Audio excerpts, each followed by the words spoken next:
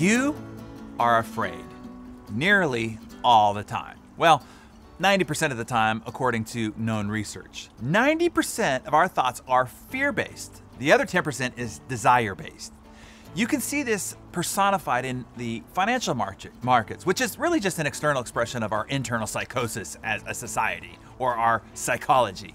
The old Wall Street adage is, financial markets are driven by two powerful emotions, greed and fear. Translated to you, your entire life is driven by two powerful emotions, desire and fear. And fear is 90% of it. Why, you ask? Why are we so freaking fearful? Well, ironically, to survive. We are the only surviving species of the genus Homo. And we got here by developing a great fear response system. Over the many millennia, our unconscious mind has created all sorts of automatic, high alert, fight or flight survival response systems. It is running in the background like your computer virus defense system is, on constant high alert, looking for and seeking all potential threats. And it spends its day looking for the negative. Neuroscientists have shown that the conscious mind provides 5% or less of our cognitive activity during the day. Oh, and that 5%, they say, are the more aware people. Most people operate at just 1% consciousness.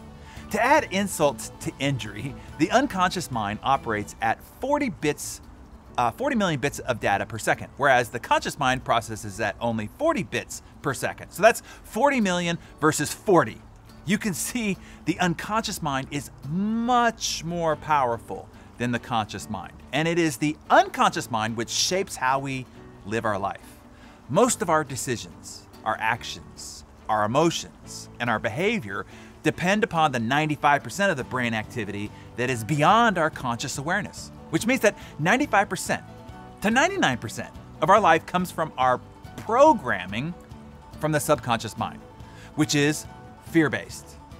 The threat protection system is running the system, which is a lot like you experience if you've ever installed the Norton antivirus system on a computer, right?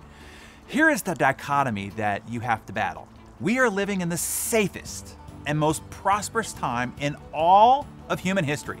Around the globe, household wealth and longevity and education are on the rise.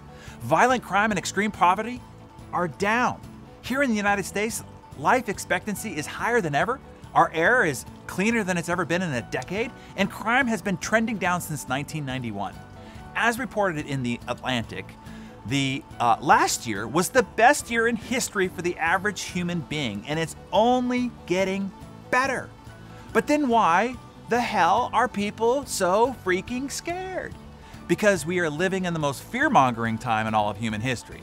And the main reason for this is that there's a lot of power and money available to individuals and organizations who can play on and perpetuate these fears. Sensational news media, commercial marketing, big pharma, advocacy groups, lawyers, politicians, religions, and so many more. Our fear is worth billions, trillions collectively. And fortunately for them, our fear is also very easy to manipulate. We're wired to respond to it above everything else. If we miss an opportunity for abundance, life goes on. If we miss an important fear cue, it doesn't.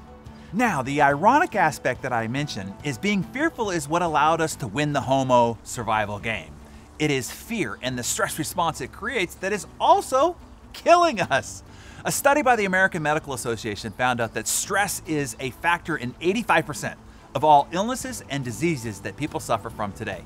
80% of cancers are due to lifestyles and are not genetic. And they say that this is a conservative number. An undisciplined mind is one filled with a continuous stream of thoughts, worries, fears, and distorted perceptions, all which trigger degenerative processes in the mind and body. And it seems the unconscious mind is running us on automatic pilot mode 95% of the time. So the lesson here is your mind is already negative and on high fear alert.